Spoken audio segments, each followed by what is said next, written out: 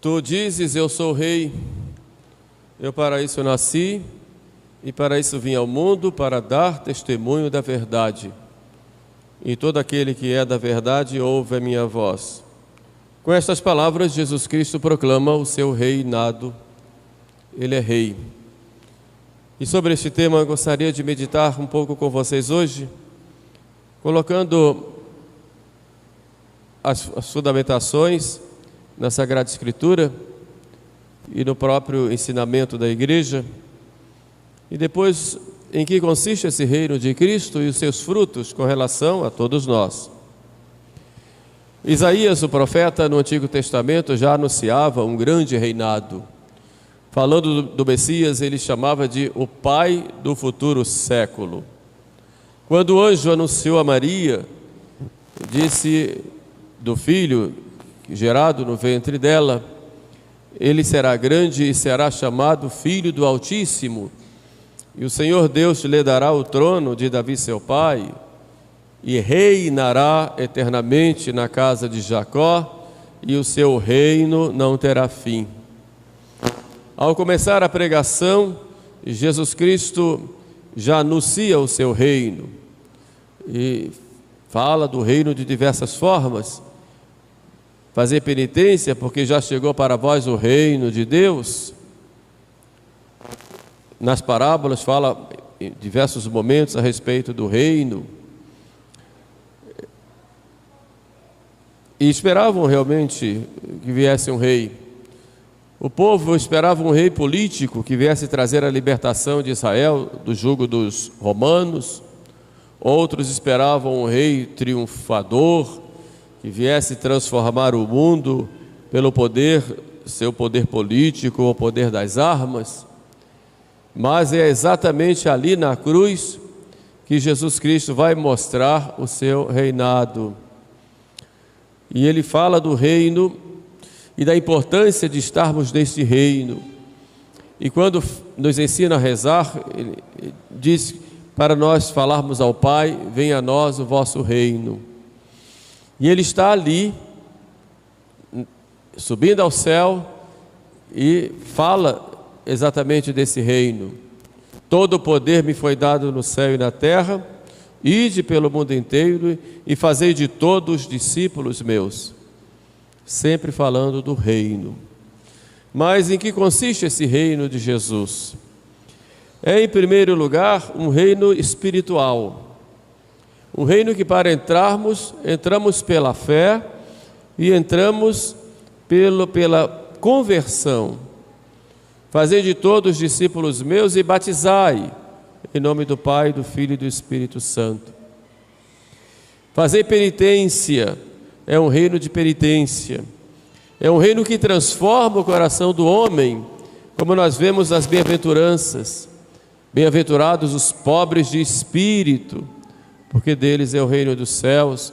Bem-aventurados os que choram aí as lágrimas dos seus pecados e as maldades do mundo. Bem-aventurados os puros de coração, porque verão a Deus. Bem-aventurados os pacíficos, os que promovem a paz, porque serão chamados filhos de Deus. Bem-aventurados os que amam e promovem a justiça, porque deles é o reino dos céus. De modo que o reino de Cristo é, em primeiro lugar, um reino espiritual que transforma o coração do homem, para fazer do homem no homem a comunhão com Deus. É o reino que nos leva a essa comunhão íntima com Deus nosso Senhor, pelo seu Filho Jesus Cristo, no Espírito Santo. É um reino que exige renúncias, que exige sacrifícios, que exige, como disse, uma verdadeira conversão que nos leva à santificação. É um reino que começa aqui na terra, mas que não tem a sua força provinda das coisas desse mundo. Embora comece aqui neste mundo, o reino de Cristo é um reino de santidade, de vida, de amor, de paz, e que tem a sua plenitude na vida eterna. Esse é o reino de Jesus. Quando se fala do reino hoje, nem se coloca o nome de Jesus, fala do reino, uma espécie de paraíso aqui na terra, um paraíso ecológico, um paraíso que se fala de paz, sem Jesus Cristo e muitas vezes sem o próprio Deus. Não é esse reino de que fala Jesus. Não é um reino político, um reino ideológico, um reino que implanta um sistema de governo. Não. O reino de Cristo é fundamentalmente um reino espiritual. Mas nós estamos aqui na terra, nós somos corpo e alma, vivemos aqui também em sociedade, e uma vez transformando o coração do homem, este reino de Cristo é também um reino temporal, ou seja, um reino para as coisas do mundo. Por isso, Cristo, ele diz: dai a César o que é de César e dai a Deus o que é de Deus. Já os apóstolos, quando ensinavam o povo, falavam da importância do governo temporal. E São Paulo diz: nenhum poder existe que não venha de Deus. E o próprio poder de Pilatos de condenar Jesus, Jesus disse, foi dado para ele do alto. Portanto, nós temos necessidades das autoridades aqui na terra, temos necessidades das nossas diversas atividades enquanto estamos aqui no mundo. Esse reino de Cristo é um reino também temporal, ou seja, é um reino que se faz presente e que tem também, na medida do tempo, a sua plenitude própria aqui na terra, naquilo que diz respeito às coisas do mundo. Por isso, a igreja, ela sempre na sua doutrina social, mostrou como é esse reino de Cristo. Mostra, por exemplo, quando a igreja condena o comunismo, que faz do homem um escravo e coloca o homem embaixo de uma ideologia em que o Estado se torna um Deus, e a igreja condena, onde tira a liberdade do homem, mas também condena o capitalismo agressivo e fundamentalista, que coloca o seu Deus no lucro e pouco se importando com o ser humano, que se torna muitas vezes objeto. O que importa é o lucro que ele pode dar, um endeusamento do dinheiro. Isso também a igreja condena, porque a igreja é pelo reinado de Cristo. E o reinado de Cristo tem valores, e traz os valores do Evangelho para nós, os valores da caridade, os valores da justiça, os valores da dignidade do ser humano como imagem de Deus, os valores da dignidade e da grandeza da família, como a própria Trindade aqui na terra, como uma igreja doméstica, os valores da vida social, no sentido de que os homens devem buscar viver a caridade uns com os outros, para que todos tenham o necessário para viver. Ou seja, esse reino de Cristo, ele acontece, ele é um reino não só para o espiritual, mas também para o temporal. Quando os inimigos da igreja querem persegui-la, aceitam que a igreja possa até ter o seu reino aqui dentro, mas que não tenha nenhuma dimensão fora. É o chamado secularismo em que nós vivemos, em que não possa haver nenhuma influência cristã na vida pública, e em nome de um Estado que se diz laico e que na verdade é laicista, prescinde exatamente da lei de Deus, podendo cada um fazer o que quiser e sem Deus. Ou seja, não podemos ter Jesus na vida pública. Então essa grande propaganda anticristã, anti-Jesus Cristo, uma espécie de cristofobia, em que o nome de Cristo não pode estar presente nas instituições sociais, nas instituições do mundo, como se o reino dele não pudesse existir. Na verdade, Cristo é rei não só espiritual, mas é rei também temporal. E quais são os frutos desse reinado?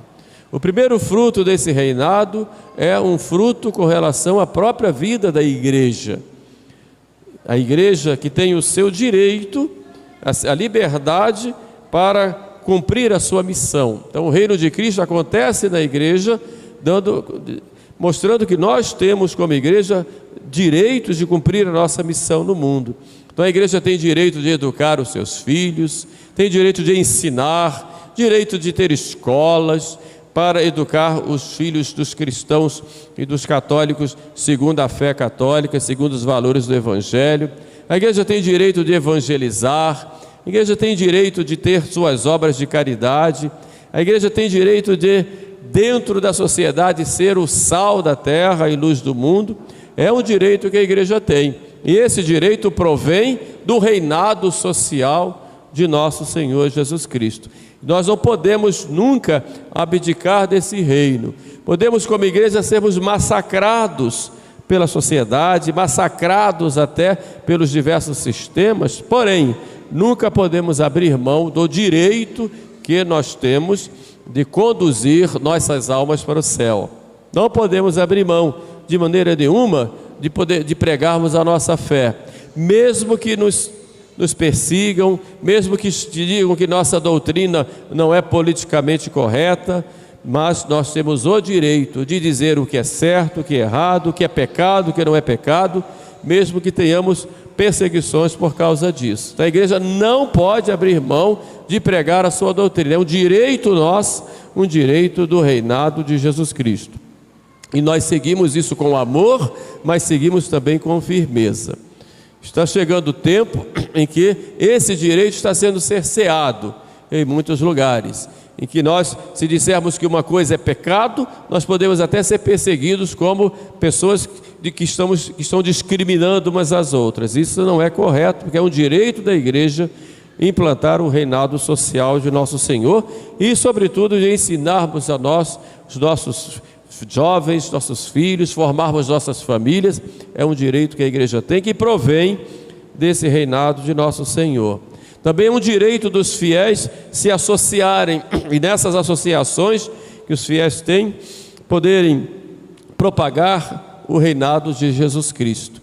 Propagar com amor, propagar com a pregação, mas sobretudo propagar com a caridade, com o testemunho. Mas é um direito dos fiéis que provém exatamente desse reinado de nosso Senhor. Os fiéis têm esse direito de se associarem para divulgar e viver essa doutrina de Jesus Cristo. Então o reino de Cristo tem esse primeiro fruto, que é um fruto para a igreja. Mas tem um outro fruto, que é o fruto também para a sociedade civil. Então, Jesus tem a primazia, não só entre nós, mas Jesus tem a primazia no mundo inteiro. E nós temos que defender esse direito de Jesus, de ter a primazia. Isso São Paulo nos diz, em tudo ele tem a primazia.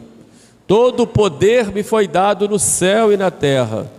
Então ele tem poder sobre a economia, poder sobre a educação, poder sobre os meios de comunicação, poder sobre as relações sociais, poder sobre os governos, os sistemas de governo. Jesus é o rei de tudo. E o padre dizer isso no século 21 parece uma coisa de outro mundo, mas é a realidade.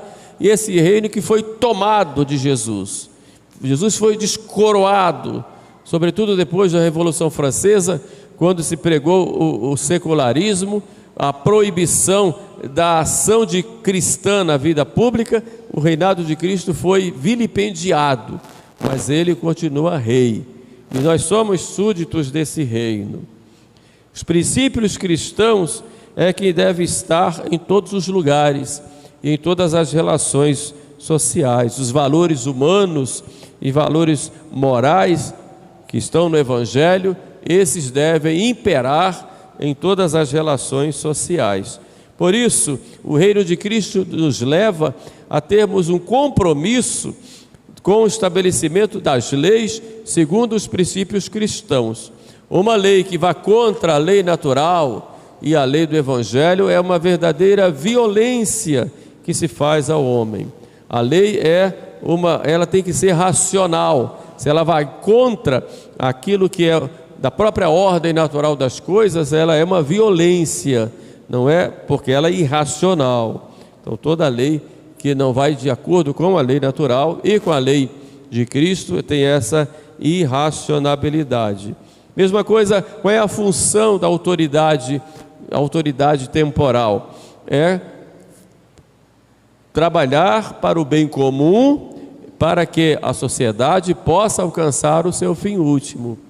Essa é a missão da autoridade. Nós precisamos da autoridade civil, sim, temos que ter, dar a César o que é de César. Porém, a autoridade civil, ela tem essa missão de conduzir os homens no bem comum, para alcançar o seu fim último, que é Deus. Essa é a missão da sociedade civil, naquilo que diz respeito às coisas temporais. Por isso não tem direito naquelas coisas que são espirituais, mas aquilo que é temporal, a autoridade civil tem esse direito e a sua missão. Agora, quando o poder humano ou o poder civil extrapola os seus limites e sai da vontade de Deus e se autodiviniza, isso diz a própria doutrina social da igreja, e o poder civil, digo aí o Estado, se torna um Deus e deve ser honrado como Deus e que deve dar a última palavra como Deus, como se fosse o próprio Deus, se autodivinizando, exigindo a submissão absoluta, até contra a própria razão, torna-se, segundo a doutrina da igreja, a besta do Apocalipse, imagem do poder imperial e do dragão perseguidor, como diz o livro do Apocalipse, ébrio do sangue dos santos e dos mártires de Jesus.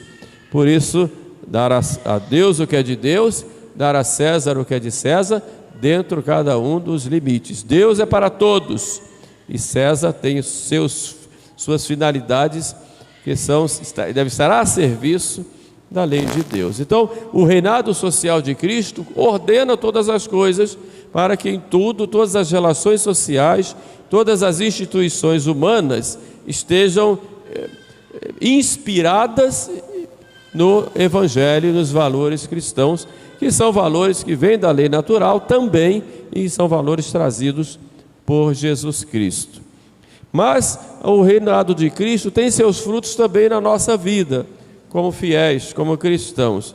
Cristo deve reinar primeiro na nossa inteligência, reinar pela fé que nós temos. Então Cristo deve ser rei aqui na nossa inteligência, rei também na nossa vontade, para que nós obedeçamos em tudo a Ele, rei também no nosso coração, para que nós vivamos o seu amor, reino na nossa vida, para que nossa vida seja pautada no Evangelho, que nos inspira, que nos conduz, e rei também o nosso corpo, que deve ser instrumento de santificação, no homem total. O reino de Cristo faz com que cada um de nós procure imitar Jesus Cristo, nosso Senhor.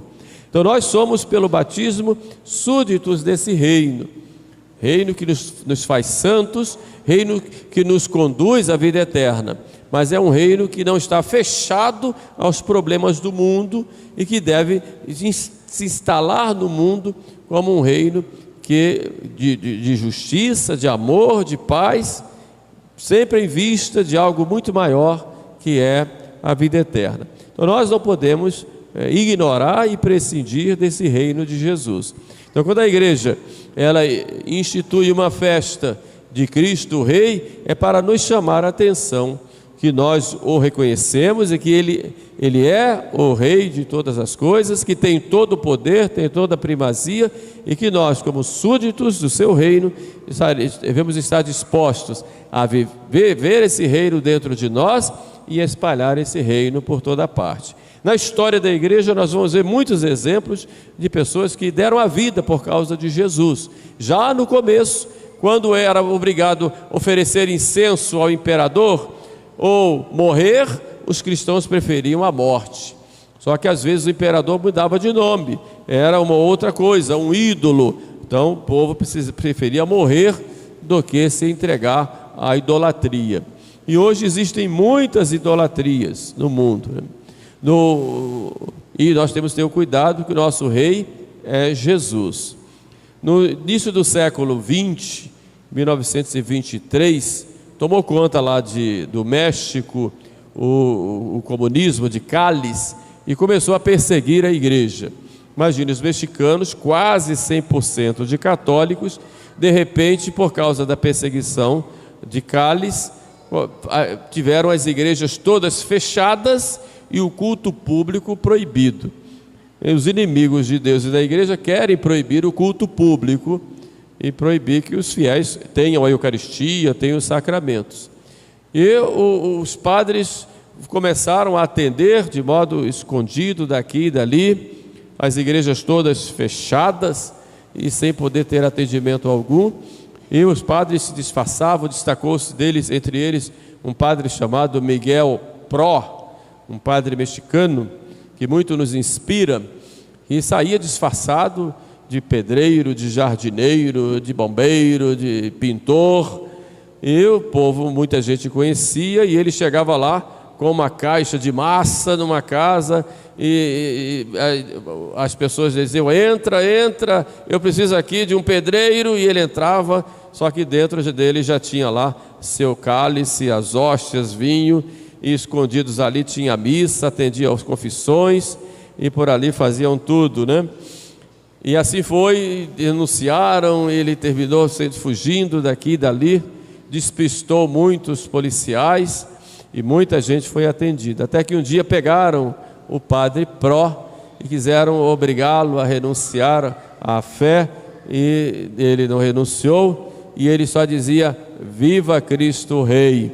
Pediu antes de morrer para rezar um pouco, e ajoelhado em oração foram lá e, por ordem do governo, deram um tiro nele e mataram por causa do reino social de Cristo. São Miguel Pró, um padre mexicano. Destacaram-se vários cristãos daquela época que terminaram se reunindo num movimento chamado Cristeros para combater pela fé, e o povo se reunia e ia para a luta, e conseguiram muitas vitórias, sempre tendo como lema: viva Cristo Rei, viva Cristo Rei. Esse era o lema, ele é o nosso rei. E dentre eles se inscreveu um menino chamado José Sánchez, que era coroinha, cruzado da Eucaristia. Se inscreveu e começou a lutar também com os cristeiros, mas foi preso o menino, e eles iriam soltá-lo se ele renunciasse o reinado de Cristo, se renunciasse Jesus Cristo. E ele só dizia: viva Cristo Rei, viva Cristo Rei. Aí então resolveram matá-lo, condená-lo à morte, e na hora da morte levaram ele para o túmulo onde ele iria ser sepultado, e perguntaram para ele: qual é a última palavra que você tem a dizer para os seus pais? Ele disse para os pais: viva Cristo Rei, e nós vamos nos encontrar no céu. Aí mataram ele, depois de terem torturado ferozmente, mataram, e o Papa, não muito tempo, canonizou o José Sánchez como santo, um mártir dos inimigos da igreja, mas sempre dizendo: viva Cristo Rei. E foram muitos os meninos e meninas que naquela época foram fuzilados, meninos da Cruzada Eucarística foram fuzilados, e na hora do fuzilamento abriu os braços dizendo: viva Cristo Rei. Eu conto isso para vocês 100 anos depois de ter acontecido, para ver que em 100 anos o quanto nós católicos perdemos o sentido do reinado social de Cristo. A gente imagina que esse povo pode ser fanático, pode ser um povo que está fora da realidade, mas é o cristianismo em plenitude que tinha ali. Mas nós nos envolvemos com tanto liberalismo, com tanta liberdade e com tanto desamor à verdade e à igreja, que perdemos este sentido do reinado social de Cristo. Bastaram 100 anos para muita gente hoje, se disser que acenda um incenso para o ídolo, para não morrer, muita gente vai acender esse incenso. Muita gente vai preferir deixar a verdade para salvar a sua pele, né? Só que depois vai se condenar se não der o testemunho da fé. Portanto, quando falamos do reinado de Cristo, falamos da nossa submissão a Ele como nosso Rei, prontos a dar com o próprio sangue o testemunho da nossa fé. E esse testemunho deve começar com a nossa vida, né? como cristãos, buscando nos alimentar com a sua palavra, com a Eucaristia e dando exemplo de vida entre nós, buscando que Ele reine em todos os lugares. Portanto, na missa de hoje, proclamamos esse reinado de Cristo, pedimos a Nossa Senhora, que é a Rainha, que ela interceda por nós para que tenhamos essa graça, junto a seu Filho, o Rei de todo o universo, um Rei com cruz, mas um Rei que nos leva para o céu, para que possamos, com a sua graça, também nos encaminharmos e prestarmos a homenagem plena e perpétua lá no céu, dizendo e cantando: Viva Cristo Rei! Louvado seja nosso Senhor Jesus Cristo.